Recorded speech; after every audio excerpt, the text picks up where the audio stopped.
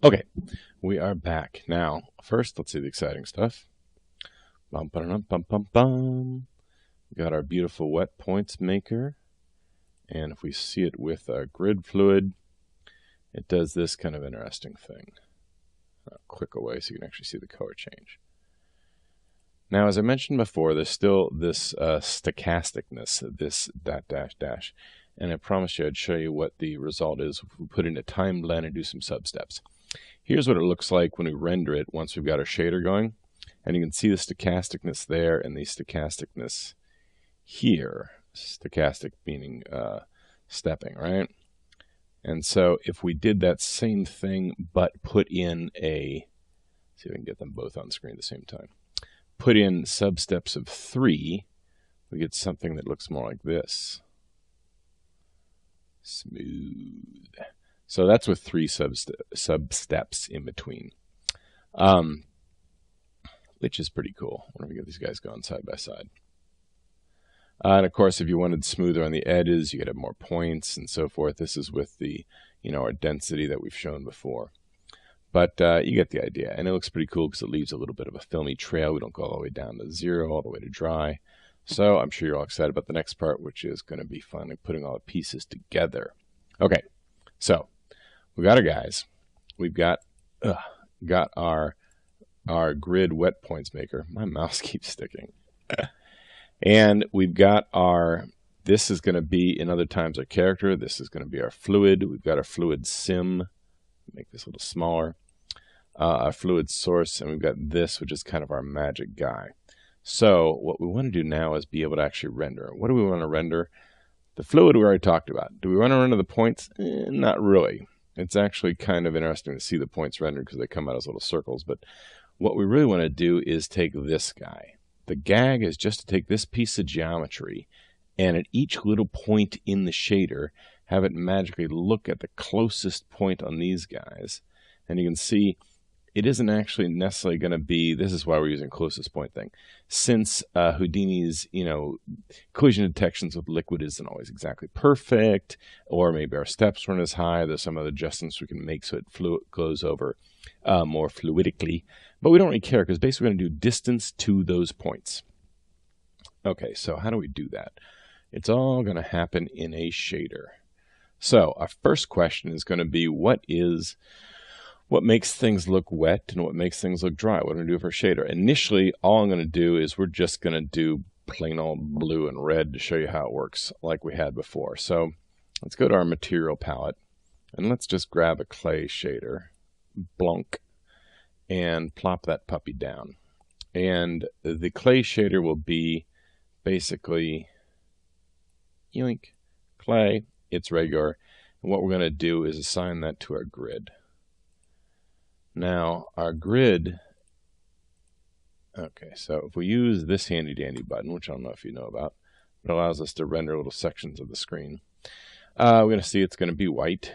Not that super exciting and interesting, right? Great. So what do we care about? In the shader, there's all sorts of stuff in our various shaders. Later on, we're going to do one that actually with the torus and what looks wet and what dry. Right now, I just want to do color versus a different color, like say blue. So let's hop inside the shader, and don't get frightened here, but every shader usually has all sorts of stuff in it. This one actually is fairly simple, but the thing that I want to mess with the most is this guy. See this base color? That is this color, where I want to say, like, if it's white where it normally is, but let's put another color like blue where it's going to be quote-unquote wet. Okay, so let's pop this guy open. Here he is here. Let's say we had another, remember our color mix? Let's say we had a color mix. And let's say we had a color mix that said he was this base color when he was dry. Oh, I'm sorry, that's base color map. We actually want the base color, not the base color map. Where is our base color? Bonk. Bonk. There's our base color. We want this color, and this guy we can actually go back to hiding. I think we can just hide that by right-clicking and... Where's our button to hide these guys? Oh, it's down here. So we want our base color where it's dry. This will be kind of our, let's say this is our dry-wet mix. base color where it's dry, and another color where it's not. I'm just going to promote that parameter for right now. And this is what let's actually call this wet color. Wet color. Okay, and that, whatever comes out of that, that's what we'll actually use as our color. Let's go up here, and this wet color, as you see when we make these things, it kind of gets lost. It's like way down here, and we'll make it blue. RGB. Let's actually muck with the, oh, we should probably stop calling this clay. This is going to be our, let's even call it grid underscore wet shader. Wet shader. Okay, pedal is beginning to meet the metal. We're getting to the exciting point. Let's put, let's actually go ahead and put a folder. All these guys, they do great stuff, but we want to have our, what I'm going to call our wet map. Let's just call it that. Wet map. You know, these are our wet map parameters. Our first one right now is going to be our wet color. I don't know why it keeps bumping that up. Let's put it up at the top. Apply. Okay, why did I do all that? Just so we've got this guy up here. There's our wet color.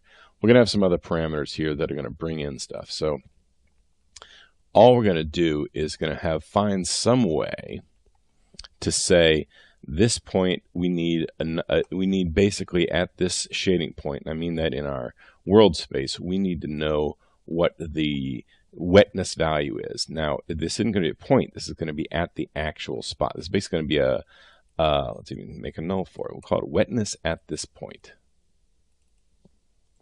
Wetness at this point. And I hate to tease you, but that is going to go into here. I'm sorry, into our bias here. And the question is, how do we grab that from our magic points?